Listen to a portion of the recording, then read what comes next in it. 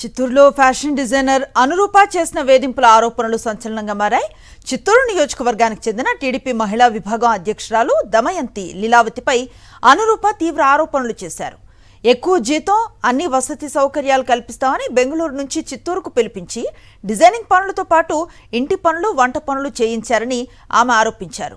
జీతం చెల్లించకుండా మానసికంగా వేధించారని, లీలావతి ఆమె కుమారుడు అనుష్ చౌదరి తనను తీవ్ర ఇబ్బందులకు గురి చేశారని కన్నీటి పర్యంతమయ్యారు. అనురూప విడుదల చేసిన వీడియో ప్రస్తుతం సోషల్ మీడియాలో వైరల్గా మారింది. దీనిపై మరింత సమాచారాన్ని మా ప్రతినిధి మూర్తి అందిస్తారు.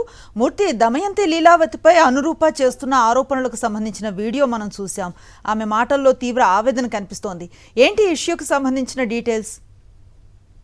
అనుష్ని చిత్తూరు నియోజకవర్గం టీడీపీ మహిళా విభాగం అధ్యక్షురాలు ఉన్నటువంటి దమయంతి లీలావతి చిత్తూరు నగరంలో కొంగారెడ్డిపల్లి శాంతినగర్ లో ఒక బొటిక్, ఆకృతి బొటిక్ నిర్వహిస్తున్నారు.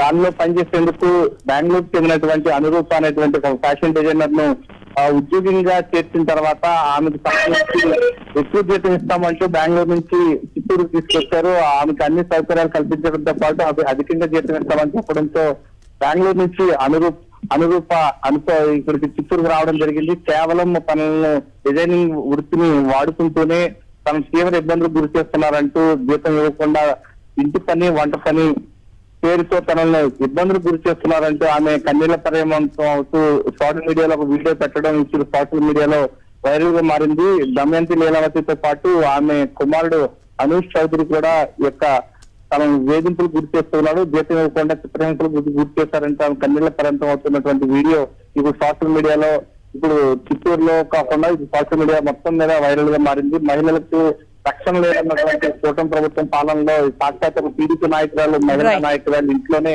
ఇలాంటి రక్షణ లేకపోవడం పట్ల పెద్ద ఎత్తున విమర్శలు వెలువడుతున్నాయి. Right, thank you Murthy.